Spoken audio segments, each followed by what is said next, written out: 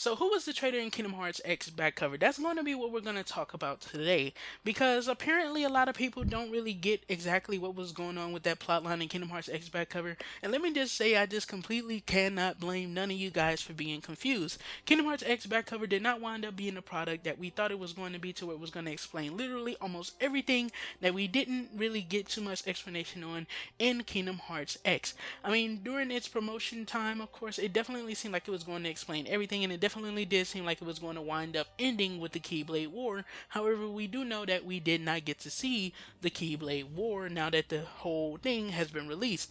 And of course, the fact that it doesn't go into the Keyblade War is kind of disheartening, because I did want to see the Keyblade War in that full HD sexiness, but of course, it seems like we didn't get to see it. Anyways, who was the traitor?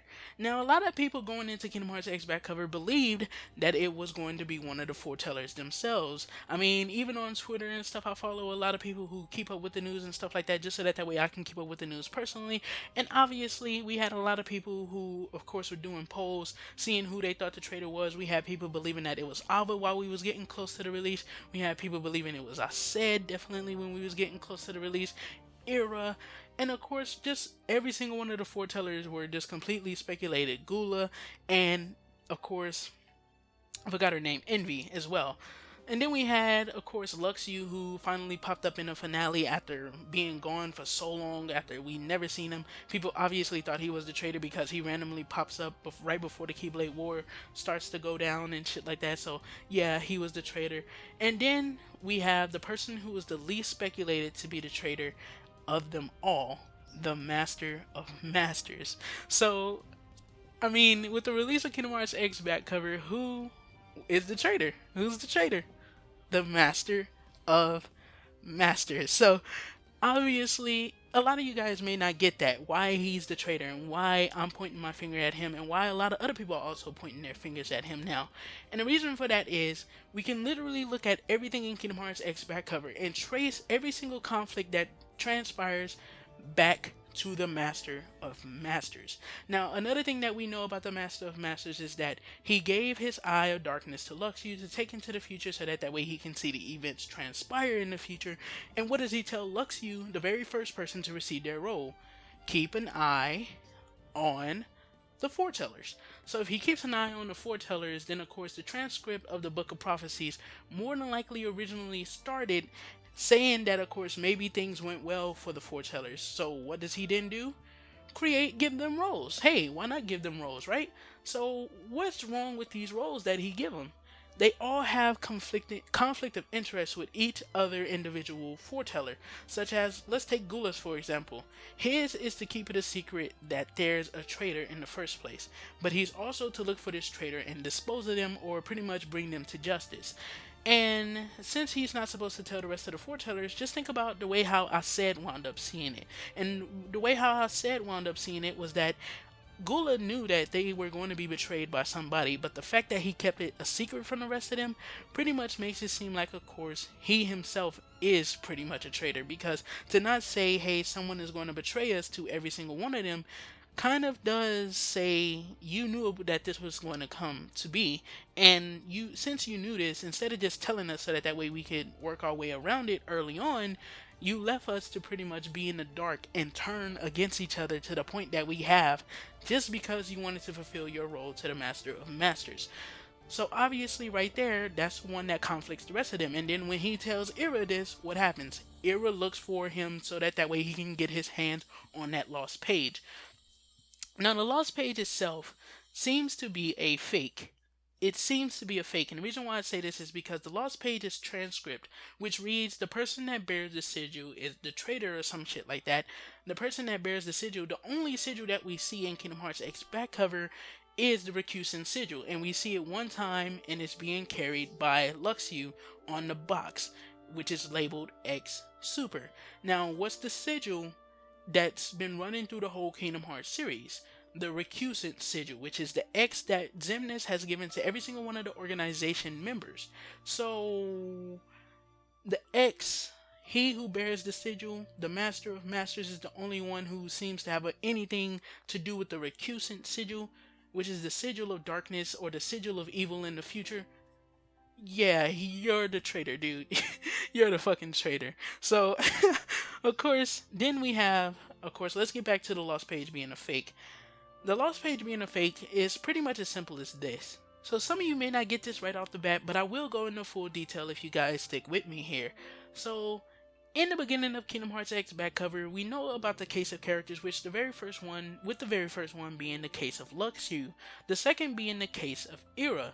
So of course, with that being said, we know that in the case of Era, the Master of Masters tells Era that he pretty much read through the whole book of prophecies, or he pretty much exposes the fact that Era read through the whole book of prophecies. Now, if there's a lost page, we know that Gula is just about, if I'm not mistaken, the second to last case of character that we see. So the case of Gula is the second to last one, with Ava being, I think, the very last. And if Ava is the very last one to receive her role, and Gula is the second to last to receive his role, this would mean that the original page, or the original lost page, was only ripped out of the Book of Prophecies after everyone had already had their hands on their Book of Prophecies, because Era read through the whole book of prophecies. How did he read through this whole book of prophecies if he didn't have his very own copy, or if the others didn't have their very own copies? Even Luxu, who is his very first to receive his role, is told that he will not be carrying a book of prophecies. So definitely it seems like the copies of the book of prophecies were already created by the time Case of Era winds up happening, in which of course Era is named the new leader after the Master of Masters disappears. So it doesn't work chronologically that the lost page could even potentially exist.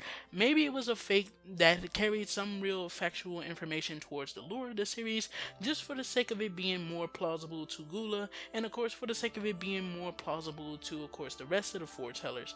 But the lost page doesn't seem to be able to even, it doesn't even seem to be capable of existing, just because of the fact that it doesn't work chronologically. I mean, it could be an error with the writing, but at the same time, I don't believe that it is, because Era reading through the whole book of prophecies, he should have known about the lost page if the lost page was only ripped from the original book of prophecies, which is where the copies come from. They're like complete carbon copies of the original.